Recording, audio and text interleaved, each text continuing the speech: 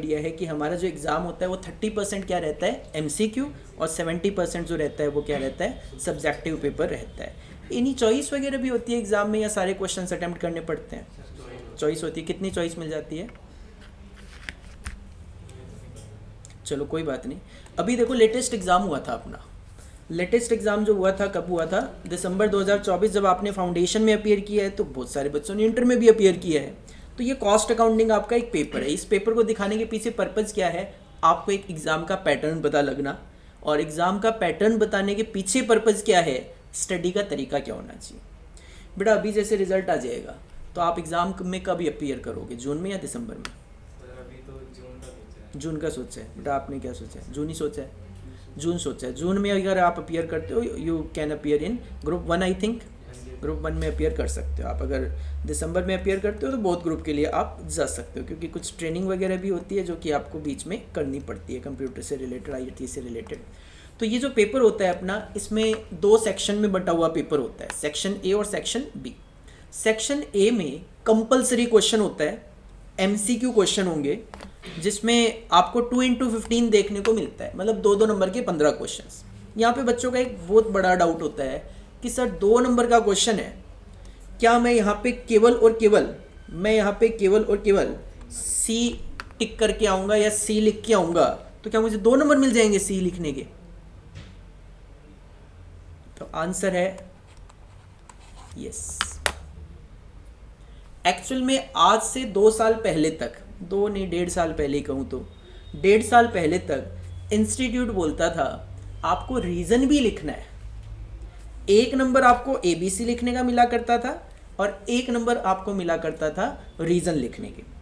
But अभी institute ने क्या करा, यू मे राइट ओनली, देखो साफ साफ लिखा हुआ है, you may right only the Roman numeral and the alphabet chosen for your answer.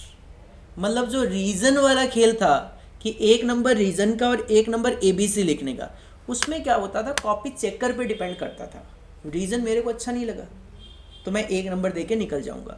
But आज के टाइम पे इंस्टीट्यूट ने सबसे अच्छा काम क्या कर दिया है, आप C लिखो, आपके 2 नंबर। इसका मतलब MCQ जो है काफ़ी ज़्यादा स्कोरिंग हो गया आपके लिए। इवन सुनने में ये भी आ रहा है कि अभी जो आपके एग्ज़ाम होंगे जून में, आप जो दोगे जून 25 के अंदर, उसमें आपको ये जो MCQ है उसके लिए अलग से OMR शीट दी जाएगी, जैसे CA वगैरह में होता है। CA में भी आज के टाइम पे 30 मार्क्स का ही MCQ चलता है। वो क्या करते हैं, वो आपको OMR शीट अलग देते हैं 30 मार्क्स के लिए, और डिस्क्रिप्टिव के लिए पूरी कॉपी अलग से देते हैं। तो इंस्टीट्यूट ने भी सेम ऐसा प्लान किया है। मे भी आपको ज़्यादा से ज़्यादा 1 से 2 महीने के अंदर अंदर इंस्टीट्यूट की वेबसाइट पे एक नोटिफिकेशन देखने को मिल जाएगा कि आपको MCQ के लिए OMR शीट, तो उसमें आपका 100% डाउट ही क्लियर हो जाएगा कि रीज़न लिखना है कि नहीं, क्योंकि OMR शीट में तो कुछ होता ही नहीं है, सर्कल आपको करके आ जाना है।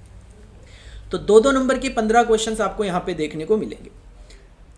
अच्छा, हमारा जो सब्जेक्ट है कॉस्ट अकाउंटिंग, आप थोड़ा बहुत पढ़ के आते हो फाउंडेशन लेवल पे, प्रैक्टिकल है कि थ्योरी है? दोनों है। लेकिन अगर एक नाम देना हो प्रैक्टिकल या थ्योरी में से, तो क्या नाम देंगे? प्रैक्टिकल, बिल्कुल। तो देखो होता क्या है, हमारा ये जो पेपर होता है इसमें जो 15 MCQ देखने को मिलते हैं, इसमें से अगर मैं कभी कम कभी ज़्यादा कुछ इस तरीके से देखने को मिलते हैं, बट यू कैन एक्सपेक्ट कि सर 6 से 7 MCQ जो है वो क्या रहने वाले हैं, प्रैक्टिकल। तो बैलेंस जो बचेंगे वो क्या रहेंगे, आपके थियोरी। ठीक है, इसका मतलब ये है 12 से 14 नंबर का प्रैक्टिकल पोर्शन है, बाकी जो रहेगा आपका थ्योरेटिकल रहेगा। लेकिन अब सेक्शन बी देखो, सेक्शन बी में कहते हैं कि 5 क्वेश्चन आपको अटेम्प्ट करने हैं, तो चॉइस आपको दी जाती है यहाँ पे 2 क्वेश्चंस की, पूरे 2 क्वेश्चन की चॉइस आपकी। तो आपको टोटलिटी में कितने क्वेश्चन दिए होंगे यहाँ पे? 7 क्वेश्चन में से आपको 5 अटेम्प्ट करने हैं। अब ये 7 क्वेश्चंस किस तरीके से आते हैं, क्वेश्चन नंबर सेकंड में आपको 2 पार्ट कर दिए जाएंगे। 7 नंबर का 1 क्वेश्चन होगा, फिर बी पार्ट में 7 नंबर का 1 क्वेश्चन होगा। अब देखो ये क्वेश्चन है, ये क्वेश्चन देख पा रहे हो, अभी समझ में तो नहीं आएगा कि क्या पूछा है क्या नहीं पूछा, ठीक है, बट ये क्वेश्चन आप थोड़ा सा पैटर्न देख सकते हो क्या है क्या नहीं है।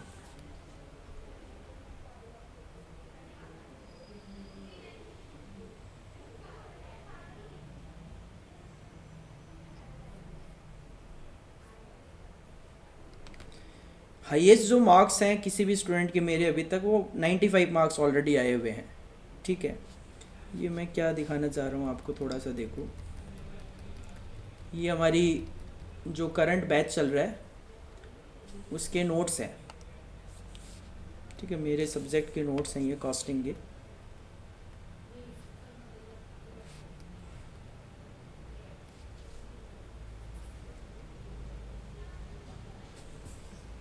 अब थोड़ा सा वैसे तो आइडिया ले ही सकते हो, क्या पूछा है वो तो नहीं समझ में आता, बट ये अपने नोट्स के क्वेश्चन है, ठीक है, जो अपना करंट बैच चल रहा है, और ये आपका पेपर का क्वेश्चन है। ज़्यादा तो नहीं समझ पाओगे बट ये तो समझ सकते हो। यहाँ पे रॉ मटेरियल समथिंग कुछ लिखा हुआ है, PQR यूसेज लिखा हुआ है 10, 4, 6, 10,000, 5,000, 10,000, 0.10, 30, 0.15।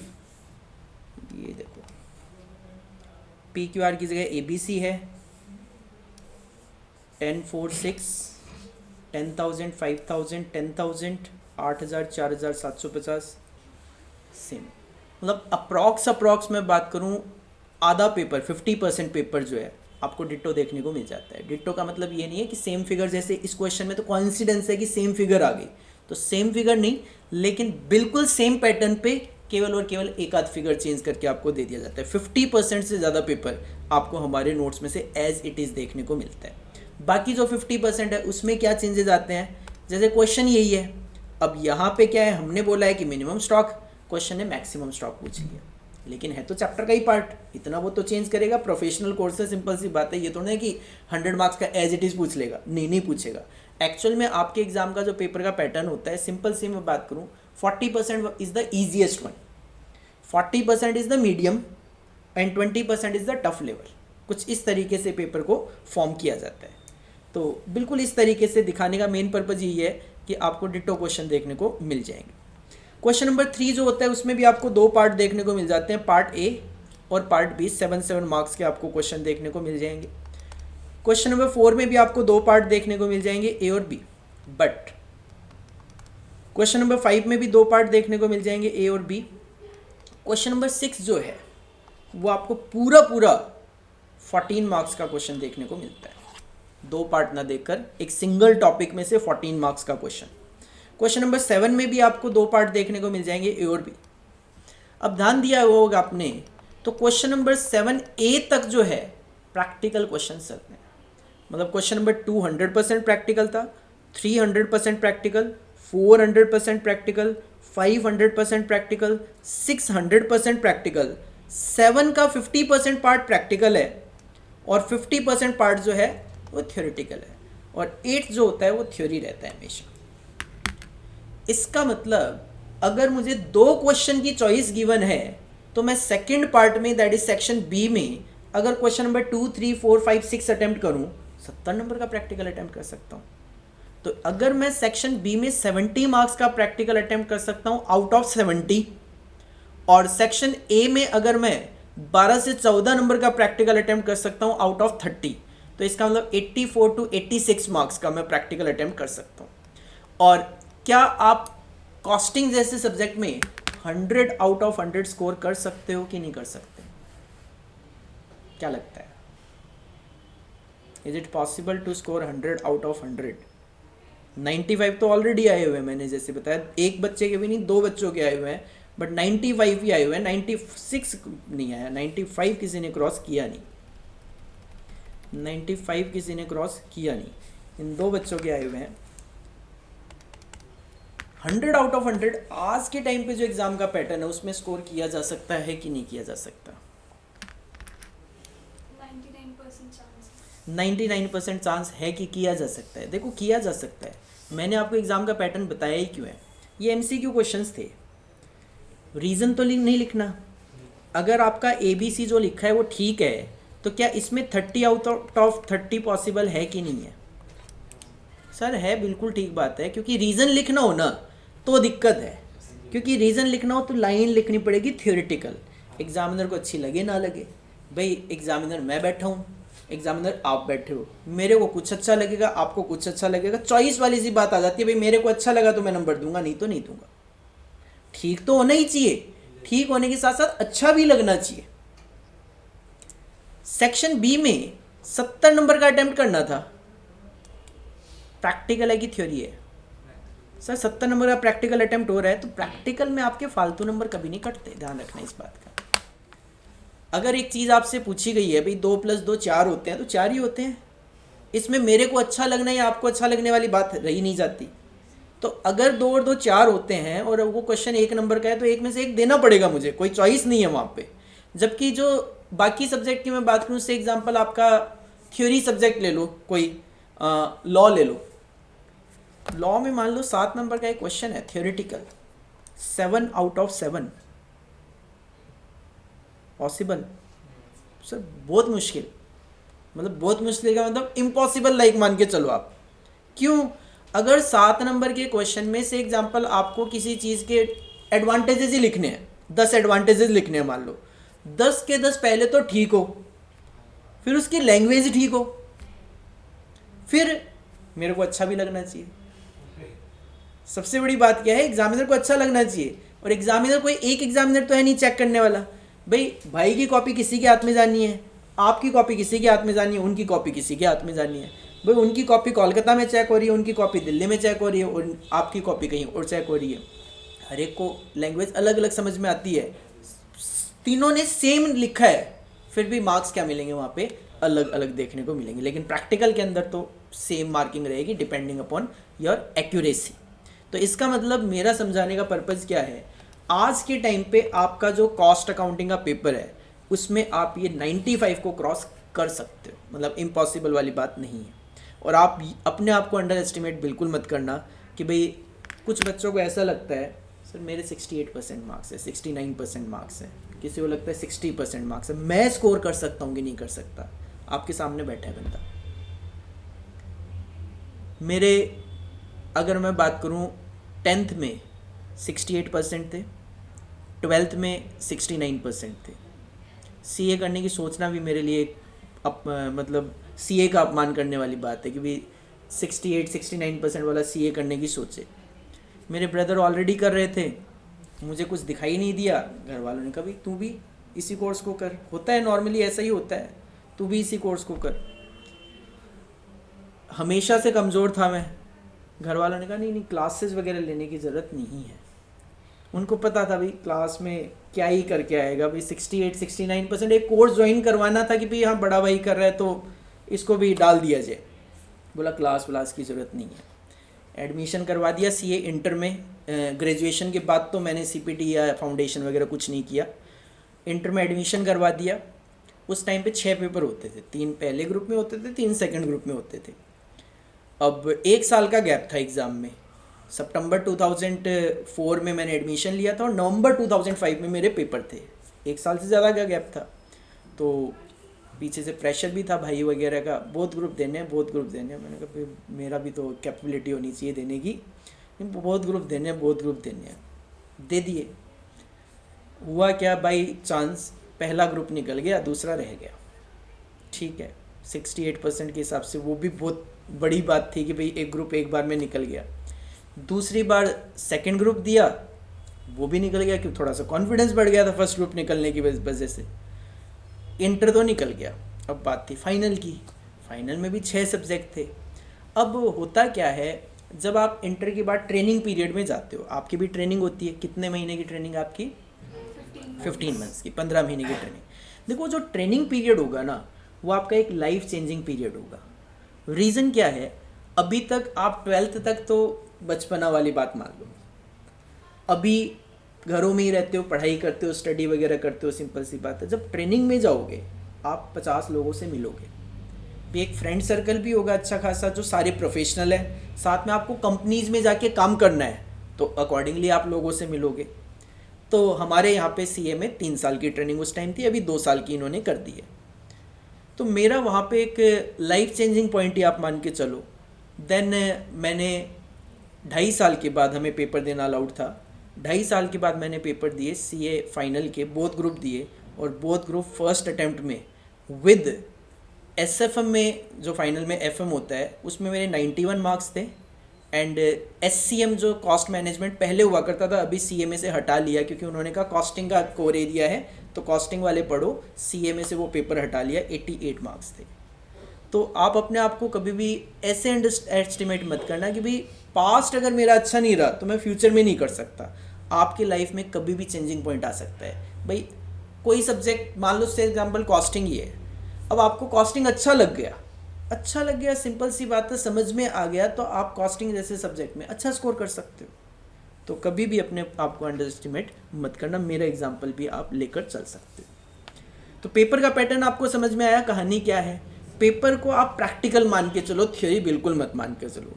थ्योरेटिकल कॉन्सेप्ट मान के चलो कि हाँ भी कॉन्सेप्ट है, लेकिन देखो कोई भी सब्जेक्ट अगर होता है प्रैक्टिकल भी, उसकी पहले आपको थ्योरी पढ़नी पड़ती है, और आप थोड़ी बहुत थ्योरी पढ़ के भी आए हो ऑलरेडी। तो मैं आपसे जानना चाहूँगा सबसे पहले, व्हाट इज कॉस्ट अकाउंटिंग। क्योंकि हमारा जो पहला ही टॉपिक होता है कॉस्ट अकाउंटिंग में, वो सबसे पहले तो आपको वही फाउंडेशन वाली चीज़ ही सिखाई जाएगी। 100 नंबर का आपको पेपर देखने को मिलेगा, जिसके अंदर सबसे पहले आपको क्या पढ़ाया जाएगा, इंट्रोडक्शन टू कॉस्ट अकाउंटिंग पढ़ाया जाएगा। अब इंट्रोडक्शन टू कॉस्ट अकाउंटिंग में बात सबसे पहले ये आती है, सर कॉस्ट अकाउंटिंग होता क्या है। बेटा आपसे मैं जानना चाहूँगा, व्हाट इज़ कॉस्ट।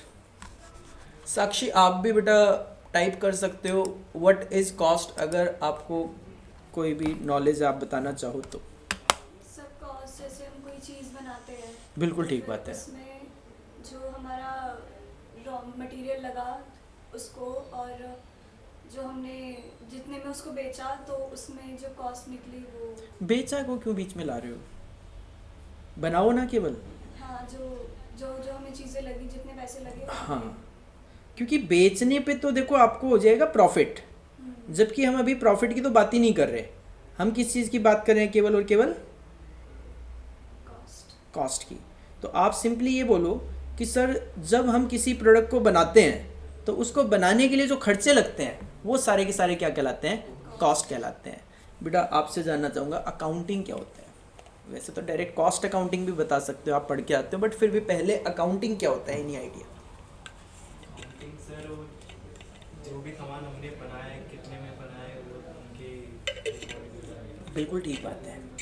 जैसे आपने कहा भाई किसी भी प्रोडक्ट को बनाने के लिए मेरा मटेरियल वगैरह लगता है, खर्चा लगता है, तो उन खर्चों को अगर मैं रिकॉर्ड कर लूँ, कहीं पे लिख लूँ एक तरीके से, तो वो क्या कहलाता है, अकाउंटिंग कहलाता है। तो बेटा कॉस्ट अकाउंटिंग क्या बोलोगे, फिर क्या कहलाता है। जो भी हमारा कॉस्ट लगा है उसकी रिकॉर्डिंग करना। बिल्कुल ठीक बात है, एक तरीके से एक्सपेंसेस की रिकॉर्डिंग करना, एक्सपेंसेस की रिकॉर्डिंग करना। इसमें फाइल थी यार, कहाँ गई पता नहीं। चलो देखो अकाउंटिंग मेनली क्या होता है। अकाउंटिंग में 3 तरीके की अकाउंटिंग होती है, आपने पढ़ा होगा, सुना होगा। कौन कौन सी, financial accounting, cost accounting, management accounting. Financial accounting आप पिछले 3 बारी से पढ़ रहे हो। 11th में पढ़ा होगा, सभी कॉमर्स बैकग्राउंड हो, 12th में भी पढ़ा होगा, CMA फाउंडेशन में भी पढ़ा होगा। फाइनेंशियल अकाउंटिंग वही है जो आप पढ़ते आ रहे हो, और एडवांस लेवल पे आपको इंटर फाइनल लेवल पे पढ़ा दिया जाएगा। अभी हम कौन से सब्जेक्ट की बात कर रहे हैं, कॉस्ट अकाउंटिंग। और ये मैनेजमेंट अकाउंटिंग आपको कब पढ़ना है, सेकंड ग्रुप में। तो तीनों तरीके की अकाउंटिंग है। फाइनेंशियल अकाउंटिंग जो पढ़ते हो आप, फाइनेंशियल अकाउंटिंग आपको मेनली किसी प्रोडक्ट का डेटा बताता है या पूरी कंपनी का डेटा बताता है, पूरी कंपनी का। बिल्कुल ठीक बात है। आपने कभी भी फाइनेंशियल अकाउंटिंग में ये तो नहीं लिखा होगा profit and loss account of product ए, आपने लिखा होगा profit and loss account of A limited. इसका मतलब फाइनेंशियल अकाउंटिंग आपको पूरी की पूरी कंपनी का डेटा बताता है। अब मान लो एक कंपनी है, से एग्जांपल ABC लिमिटेड, वो 3 तरीके के प्रोडक्ट बना रही हो, प्रोडक्ट ए, प्रोडक्ट बी और प्रोडक्ट सी। मैं कहूं फाइनेंशियल अकाउंटिंग देखकर बताओ प्रोडक्ट ए से मैंने कितना प्रॉफिट कमाया, बता दोगे। सर मुश्किल है मेरे लिए, क्यों, क्योंकि जो प्रॉफिट एंड लॉस अकाउंट है वो ABC लिमिटेड का है, ना कि प्रोडक्ट ए का, ना कि प्रोडक्ट बी का, ना कि प्रोडक्ट सी का। तो कहीं ना कहीं फाइनेंशियल अकाउंटिंग पूरी ऑर्गेनाइजेशन का था, जिसकी वजह से मैं product wise data find out नहीं कर पा रहा था। तो उसमें प्रॉब्लम क्या आ रही थी, उसमें प्रॉब्लम ये आ रही थी कि मान लो 3 प्रोडक्ट आप बना रहे हो और आपने ABC लिमिटेड का प्रॉफिट कैलकुलेट किया, से एग्जांपल 100 करोड़ रुपए का। मुझे बताओ 100 करोड़ रुपए की प्रॉफिट की जो फिगर है, क्या बेकार लग रही है आपको। सर नहीं, अच्छी खासी फिगर है कंपनी के पॉइंट ऑफ व्यू से बात करें तो। लेकिन ये मुझे ये नहीं बता पा रहा था कि ए का प्रॉफिट कितना है, बी का कितना है, सी का कितना है। तो ये इसमें कमी होने की वजह से किसको पिक्चर में लाया गया? कॉस्ट अकाउंटिंग को। कॉस्ट अकाउंटिंग ने क्या कहा? कॉस्ट अकाउंटिंग ने कहा मैं आपको क्या बताऊंगा? कॉस्ट अकाउंटिंग ने कहा मैं आपको क्या बताऊंगा? प्रोडक्ट वाइज डेटा बताऊंगा। मैं आपको क्या बताऊंगा? प्रोडक्ट वाइज डेटा बताऊंगा। तो कॉस्ट अकाउंटिंग आपको क्या बताता है? किसी भी प्रोडक्ट की कॉस्ट और प्रॉफिट कैलकुलेट करने में आपकी हेल्प करता है। तो मैनेजमेंट अकाउंटिंग क्या करेगा फिर बेचारा? फाइनेंशियल अकाउंटिंग ने पूरी कंपनी का डेटा बता दिया, कॉस्ट अकाउंटिंग ने प्रोडक्ट वाइज बता दिया, तो मैनेजमेंट अकाउंटिंग क्या करेगा? मैनेजमेंट का काम क्या होता है? मैनेज करना। 12th में पढ़ा है। कॉस्ट को मैनेज करना, अगर ज़्यादा है तो वो कम करना और कम है तो फिर वो मीडियम मीडियम नहीं, मैनेज करना। मैनेज करना। अगर कॉस्ट मेरी कम है तो उसको मेंटेन करना। भाई आपकी पढ़ाई अच्छी चल रही है ना, तो उसको मेंटेन करना जरूरी है, क्योंकि ओवर कॉन्फिडेंस नहीं आना चाहिए। लेकिन अगर आपकी पढ़ाई अच्छी नहीं चल रही तो उसको बेटर बनाना जरूरी है। तो बिल्कुल इसी तरीके से अगर मेरी कॉस्ट ज़्यादा आ रही है तो उसको कम करना, और अगर मेरी कॉस्ट ऑलरेडी कम है दूसरी ऑर्गेनाइजेशन के कंपैरिजन में, उसको मेंटेन करके चलना, बढ़ने नहीं देना। इसका मतलब ये जो काम आपने बताए हैं ये क्या है? Decision making. तो माइंड में सेट कर लो, 3 तरीके की अकाउंटिंग होती है: financial accounting, cost accounting, management accounting. Financial accounting पूरी ऑर्गेनाइजेशन का पिक्चर आपको शो करता है, कॉस्ट अकाउंटिंग प्रोडक्ट वाइज आपको पिक्चर शो करता है, मैनेजमेंट अकाउंटिंग का काम है मैनेज करना, या you can say decision making. तो देखो यहाँ पे क्या लिखा है, फाइनेंशियल अकाउंटिंग में to find out the profit और लॉस ऑफ एन ऑर्गेनाइजेशन, करके आए ऑलरेडी। कॉस्ट अकाउंटिंग हम करेंगे to find out the cost and profit of a product और सर्विस। देखो केवल प्रोडक्ट नहीं होता, सर्विस भी होती है। मैं आपको प्रोडक्ट थोड़ी ना बेच रहा हूँ, मैं आपको क्या प्रोवाइड करा रहा हूँ? सर्विस। तो क्या मेरे कोई खर्चे नहीं है? क्या मैं अपनी अकाउंटिंग नहीं कर सकता? सर बिल्कुल कर सकता हूँ। और मैनेजमेंट अकाउंटिंग का काम क्या है? Use for decision making. अब डिसीजन मेकिंग के लिए क्या मैनेजमेंट खुद कुछ अकाउंटिंग करेगा? तो आंसर इज नो। वो डेटा मांग लेता है। किससे मांग लेता है? तो on the basis of data received from financial and cost accounting. तो 3 चीज़ें सबसे पहले आपको याद रखनी है। 3 तरीके की अकाउंटिंग: फाइनेंशियल, कॉस्ट और मैनेजमेंट। फाइनेंशियल अकाउंटिंग पूरी organization, cost accounting product wise, management accounting का काम है डिसीजन मेकिंग। एमसीक्यू में ये चीज़ें काम आती है अपने को। कॉस्ट की डेफिनेशन आपने बताई थी अभी अभी, बिल्कुल ठीक बताई थी। एक्सपेंसेस इनकर्ड ऑन, प्रोडक्ट को बनाने की आपने बात करी, तो मैंने अभी अभी कहा कि सर्विस भी तो प्रोवाइड कर सकता हूँ। तो इसका मतलब expenses incurred on manufacturing the product. अगर आपने प्रोडक्ट बनाया, क्या घर पे खाने के लिए बनाया है? सर नहीं, मार्केट में बेचने के लिए बनाया है। और अगर मार्केट में बेचोगे तो सेलिंग एंड डिस्ट्रीब्यूशन के खर्चे भी तो करने पड़ेंगे। फाउंडेशन लेवल पे ये तो पढ़ के आते हो थोड़ा बहुत, तो डिस्ट्रीब्यूशन पे भी खर्चे करूंगा, वो भी कवर करूंगा। मैं तो प्रोडक्ट ही नहीं बनाता, मैं तो सर्विस प्रोवाइड कर रहा हूँ, तो सर्विसेज पे खर्चे ले लूंगा। तो कॉस्ट की डेफिनेशन सिंपल आपको क्या बोलनी है? Expenses incurred on manufacturing the product, distribution of product और on providing the services. This is cost. Accounting क्या बोली आपने? रिकॉर्डिंग। लेकिन अगर मैं थोड़ा सा और याद दिलाऊं आपको अकाउंटिंग की डेफिनेशन जो 11th क्लास में पढ़ते हो, रिकॉर्डिंग, क्लासिफिकेशन, समराइजेशन, ऐसा कुछ बोलते हो। होता क्या है, जब फाइनेंशियल अकाउंटिंग में पढ़ते हो तो फाइनेंस का जो डेटा होता है उसकी रिकॉर्डिंग, क्लासिफिकेशन, समराइजेशन करते हो। यहाँ पे क्या कर रहे हो? कॉस्ट का डेटा रिकॉर्ड करना है। और कॉस्ट की डेफिनेशन क्या है? Expenses incurred on this, this and this. तो अगर मैं इस डेफिनेशन को अकाउंटिंग की डेफिनेशन के साथ मर्ज कर दूं तो वो डेफिनेशन क्या निकल के आई? कलेक्शन। सबसे पहले तो डेटा कलेक्ट करना पड़ेगा, फिर उसको रिकॉर्ड करना पड़ेगा, उसको क्लासीफाई करना पड़ेगा, उसको समराइज करना पड़ेगा। Of expenses incurred on manufacturing the product, distribution of product और on providing the services. This system of accounting is known as cost accounting. Classification क्या है? आपने फाउंडेशन में पढ़ा है। आप एक छोटा सा ही टॉपिक पढ़ के आते हो फाउंडेशन लेवल पे, बट आप वहाँ पे देखते हो फैक्ट्री से रिलेटेड कुछ खर्चे होते हैं, अगर आपने ढंग से पढ़ा हो तो। कुछ ऑफिस एडमिन से रिलेटेड खर्चे होते हैं, कुछ सेलिंग एंड डिस्ट्रीब्यूशन से रिलेटेड खर्चे होते हैं। ओवरहेड, सिंपल सी बात है, ओवरहेड का मतलब इनडायरेक्ट नेचर के खर्चे, कुछ डायरेक्ट नेचर के खर्चे होते हैं। तो ये सब क्या है? ये क्लासिफिकेशन ही तो है। वहाँ पे टॉपिक था ना, क्लासिफिकेशन ऑफ कॉस्ट। जिसमें आप कहते थे कंट्रोलेबल कॉस्ट है, कुछ अनकंट्रोलेबल कॉस्ट है, वेरिएबल कॉस्ट है, फिक्स्ड कॉस्ट है, तो वो सारी चीज़ें आपको दोबारा से यहाँ पे देखने को मिल जाती है। उसको हम क्या बोलते हैं, क्लासिफिकेशन बोलते हैं। तो 3 चीज़ें आपको अभी तक याद रखनी है, financial accounting, cost accounting, management accounting. Cost की definition, expenses incurred on manufacturing, distribution of providing the service, और उसके अंदर अकाउंटिंग की डेफिनेशन मर्ज कर दूंगा, recording, classification, summarisation of expenses incurred on manufacturing the product, distribution of product और providing the services. तो वो क्या बन जाएगा, आपका कॉस्ट अकाउंटिंग बन जाएगा। ठीक है, तो देखो वापिस अगर मैं ओवरव्यू पे आऊँ तो हमें इंट्रोडक्शन कुछ इसी तरीके का देखना है जो आप फाउंडेशन लेवल पे पढ़ के आए हो। ठीक है, उसमें से ध्यान देना, इंस्टीट्यूट ने क्या कहा, जो इंट्रोडक्शन टू कॉस्ट अकाउंटिंग का 40% का पोर्शन है उसको हमने 4 पार्ट में डिवाइड कर दिया है। इसमें से 5% क्वेश्चन हम आपसे इंट्रोडक्शन रिगार्डिंग पूछेंगे, जो मैं आपसे अभी बात कर रहा हूँ वो एमसीक्यू में कवर हो जाएंगे, आप ये मान के चलो। सिंपल सी बात है, 2-2 नंबर के 2 या 3 क्वेश्चन इंस्टीट्यूट ने पूछ लिए एमसीक्यू में, आपका 5% कवरेज आ गई। Cost ascertainment, that is also known as element of cost. Any idea, पढ़ते तो हो शायद अगर ढंग से। अच्छा, पहले मुझे ये बताओ, फाउंडेशन में आपने सेल्फ स्टडी करी है या क्लासेस ली थी बेटा? ऑनलाइन लेक्चर्स देखे थे यूट्यूब पे। अच्छा, यूट्यूब पे देखे थे, ठीक है ठीक है। कोई पर्टिकुलर टीचर या इंस्टीट्यूट?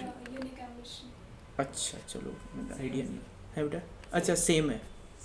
अच्छा अच्छा, सेम ऐसे क्यों, कोई बड़ा ब्रांड है ये?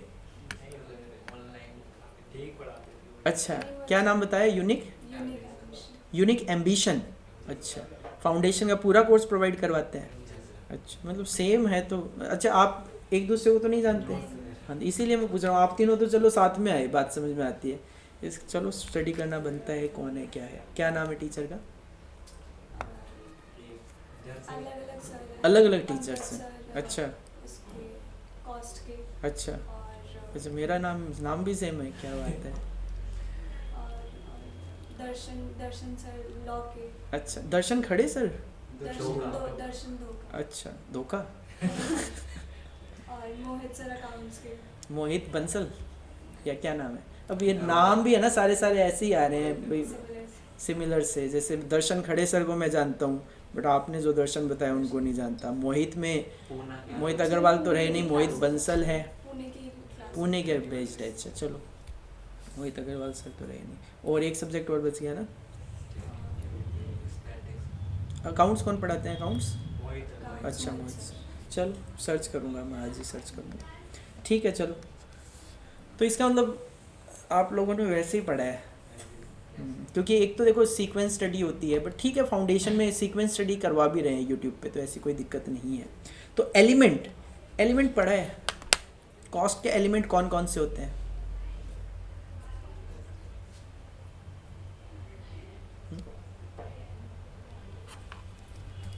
कॉस्ट के एलिमेंट, एनी आइडिया?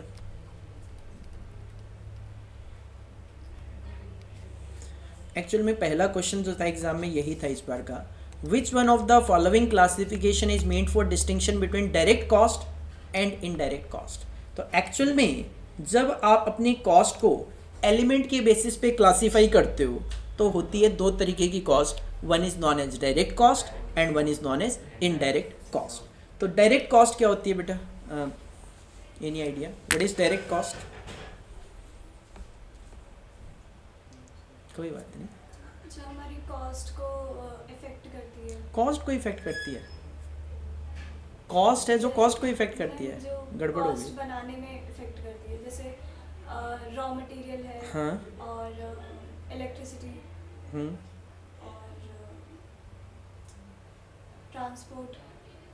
ठीक है, कैरीज इन वार्ड वगैरह। आप देखो एग्जाम्पल आपकी बिल्कुल ठीक है, बट थोड़ा सा डेफिनेशन पॉइंट ऑफ व्यू से थोड़ा ऊपर नीचे लग रहा है। हाँ बेटा। सर जो डायरेक्टली लगते हैं, जैसे कि जो कंज्यूम हो जाते हैं मैन्युफैक्चर द गुड्स करने में, ये जो ट्रेसेबल होते हैं, जो ट्रेसेबल होते हैं, बिल्कुल। अगर आप थ्योरेटिकली डेफिनेशन के लिए जाते हो तो direct cost is the cost which is directly traceable to a product और सर्विस। जैसे से एग्जाम्पल आपने एग्जाम्पल दिया रॉ मटेरियल का, अगर आप किसी भी प्रोडक्ट को बना रहे हो आप बहुत ईजिली ट्रेस कर सकते हो इसमें रॉ मटेरियल कितना लगा होगा। जैसे ये टेबल बनाई गई है, इसमें बहुत इजीली ट्रेस कर लेगा कारपेंटर। हम तो नहीं, देखो हमारा काम नहीं है, लेकिन करने वाला तो ट्रेस करना चाहिए ना। इसमें इजीली ट्रेस हो जाएगा कितनी लकड़ी लगी है। हम आपको जो नोट्स प्रोवाइड कराएंगे, हम बहुत इजीली ट्रेस कर लेंगे एक बच्चे को कितनी अमाउंट के नोट्स प्रोवाइड करवाए गए हैं। तो कोई भी ऐसा खर्चा जो किसी भी प्रोडक्ट में डायरेक्टली ट्रेस किया जा सकता है, that is known as direct. जो नहीं ट्रेस किया जा सकता, that is known as indirect. आपने थोड़ा बहुत पढ़ा भी हो कि जो डायरेक्ट खर्चे होते हैं उनके एडिशन को क्या बोला जाता है? Prime cost. बिल्कुल ठीक बात है। और जो इनडायरेक्ट नेचर के खर्चे होते हैं उनको एडिशन में क्या बोला जाता है? ओवरहेड्स। तो ये जो क्लासिफिकेशन आप कर रहे हो डायरेक्ट और इनडायरेक्ट का, this is on the basis of element of cost. तो इसके अंदर आपको एलिमेंट देखने को मिल जाएंगे डायरेक्ट और इनडायरेक्ट। अब डायरेक्ट में क्लासीफाई अगर आगे मैं करूं, रॉ मटेरियल आ जाएगा, डायरेक्ट लेबर आ जाएगा, डायरेक्ट एक्सपेंस आ जाएगा। इनडायरेक्ट में क्लासिफिकेशन करूं, ओवरहेड आ जाएगा। तो आप जो वहां पे थोड़ा सा पढ़ के आए हो उसके पूरे के पूरे आपको यहाँ पे चैप्टर देखने को मिल जाएंगे। आपको मटेरियल का चैप्टर पूरा का पूरा एक देखने को मिल जाएगा, लेबर का चैप्टर अलग से एक देखने को मिल जाएगा, ओवरहेड का एक्सपेंस आपको अलग से देखने को मिल जाएगा, डायरेक्ट एक्सपेंस का टॉपिक आपको अलग से देखने को मिल जाएगा। तो ये जो पार्ट है इसके अंदर आपको 4 चैप्टर देखने को मिलेंगे, raw material, labour, direct expense और ओवरहेड। नेक्स्ट आपको देखने को मिलेगा कॉस्ट अकाउंटिंग स्टैंडर्ड्स। सुना होगा जरूर, CES cost accounting standard. I think foundation level पे पूछा तो नहीं गया होगा, नाम पूछा जाता है। अच्छा, 1 से लेकर 24 है, तो वो अपने को पूरे के पूरे नंबरिंग नाम के साथ याद होने चाहिए। इवन इंटर लेवल पे भी अगर मैं बात करूं, ज़्यादा नहीं छेड़ते, मतलब बहुत ज़्यादा डिटेल में नहीं जाते, बट हाँ स्कोप वगैरह इनसे रिलेटेड क्वेश्चन पूछा जाता है। और इसका क्वेश्चन भी फिक्स है। क्वेश्चन नंबर जो 7B आता है ना आपके एग्जाम में, वो हमेशा आपको कॉस्ट अकाउंटिंग स्टैंडर्ड में से ही देखने को मिलता है। जैसा कि मैंने आपको बताया 4 पेपर हुए हैं अभी तक, तो चारों पेपर में आपको यही चीज़ देखने को मिलेगी। जैसे इस बार का जो पेपर था उसमें कॉस्ट अकाउंटिंग स्टैंडर्ड 5 जो है उसका स्कोप और ऑब्जेक्टिव आपसे पूछा गया था। तो फिक्स है 7 मार्क्स का आपको कॉस्ट अकाउंटिंग स्टैंडर्ड में से क्वेश्चन पूछा ही पूछा जाएगा। और एक आपको यहाँ पे देखने को मिलेगा cost book keeping. Book keeping तो समझते हो, बुक कीपिंग का मतलब क्या होता है? वही रिकॉर्डिंग करना। तो जैसे फाइनेंशियल अकाउंटिंग में आपके जर्नल एंट्रीज होती है, वैसे ही कॉस्ट अकाउंटिंग की भी अपनी जर्नल एंट्रीज होती है। तो वो जर्नल एंट्री वाला जो पार्ट है वो आपको यहाँ पे कॉस्ट बुक कीपिंग में देखने को मिलेगा। आपने अकाउंट्स में कभी ना कभी BRS जरूर बनाया होगा, बैंक रिकॉन्सिलिएशन स्टेटमेंट। जैसे वहाँ पे बैंक का रिकॉन्सिलिएशन होता है, वैसे अपने यहाँ पे क्या होता है? कॉस्ट अकाउंटिंग और फाइनेंशियल अकाउंटिंग का रिकॉन्सिलिएशन होता है। क्योंकि देखो सिंपल सी बात यह है कि किसी प्रोडक्ट को बनाने से रिलेटेड जो खर्चे हैं वो तो आप इसमें बुक कर लोगे, लेकिन मान लो आपने गुडविल राइट ऑफ करी। अब गुडविल राइट ऑफ करी तो क्या वो किसी प्रोडक्ट से रिलेटेड है? Answer is no. इसका मतलब वो खर्चा आप यहाँ पे तो नहीं लिख पाओगे, बट क्या फाइनेंशियल अकाउंटिंग में प्रॉफिट एंड लॉस अकाउंट बनाते हुए गुडविल राइट ऑफ लिखते हो कि नहीं लिखते? सर बिल्कुल लिखते हैं। तो इसका मतलब वो खर्चा तो यहाँ पे लिखोगे, तो क्या दोनों के प्रॉफिट सेम आएंगे? खर्चा मैंने यहाँ लिखा नहीं है, यहाँ लिखा हुआ है, तो क्या दोनों के प्रॉफिट सेम आ जाएंगे? सर मतलब ही नहीं बनता। जब आप खर्चे अलग अलग लिख रहे हो तो प्रॉफिट भी तो अलग अलग ही आएंगे। लेकिन हम क्या करते हैं, हम अपनी अकाउंटिंग ठीक है कि नहीं है ये चेक करने के लिए दोनों के प्रॉफिट को रिकंसाइल करने की कोशिश करते हैं। तो वो सारा का सारा पोर्शन आपको कहाँ पे देखने को मिलेगा? कॉस्ट बुक कीपिंग के अंदर देखने को मिलेगा।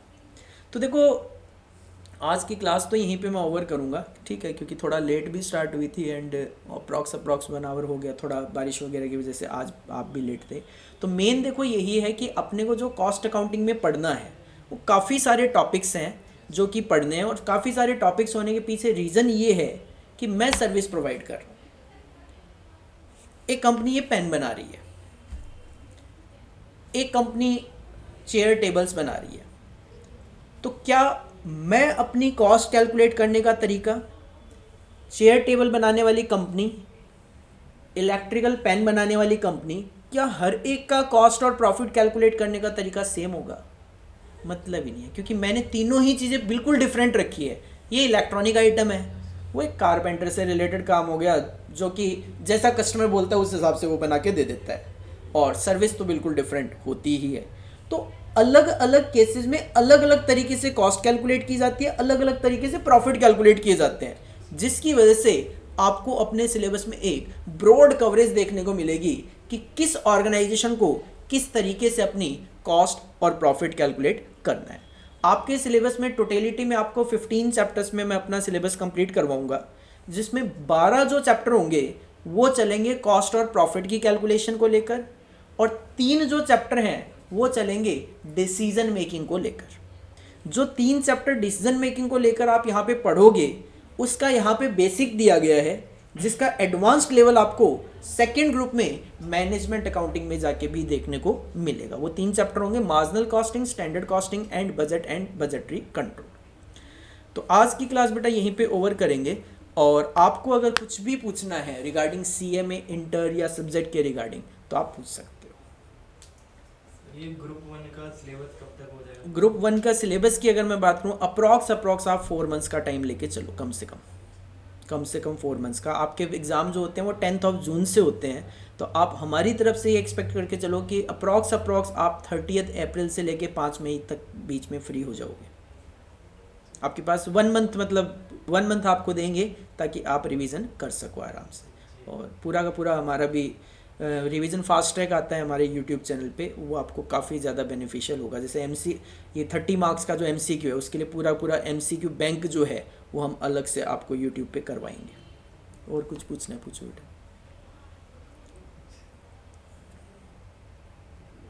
नहीं, चलो बाकी हम नेक्स्ट क्लास में कंटिन्यू करेंगे। तो आज की क्लास का मेन पर्पस देखो कुछ पढ़ाना नहीं था, मेन पर्पस एक ओवरव्यू देना आपको कि किस तरीके से आपका पेपर वगैरह आता है। तो जो भी नेक्स्ट क्लास होगी उसमें हम फॉर्मली अपना इंट्रोडक्शन टू कॉस्ट अकाउंटिंग है वो प्रॉपरली बेसिस पे दोबारा से स्टार्ट करेंगे, जिसमें अगेन मैं आपसे कॉस्ट अकाउंटिंग की डेफिनेशन पूछ के देन हम आगे उसको कंटिन्यू करने वाले, इंक्लूडिंग कुछ प्रैक्टिकल एग्जाम्पल्स या क्वेश्चंस भी हम उसमें कंसिडर करेंगे। चलो, थैंक यू।